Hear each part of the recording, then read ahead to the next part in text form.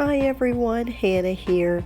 So in this tutorial, what I'm going to be working on is picking out some pages that I have put in my signature. I'm going to take them out, prep them with some gesso, let it dry, add some of the liquid acrylic paint in magenta, and I'm going to put that on all of them and then do a couple of page spreads.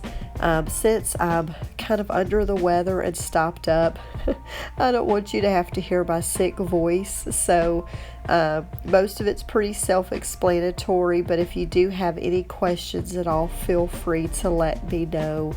And if there's anything that you're wanting to see in the tutorial, we'll do one last tutorial, bringing it all together, sewing it into our spine to go ahead and wrap up for May junk journal.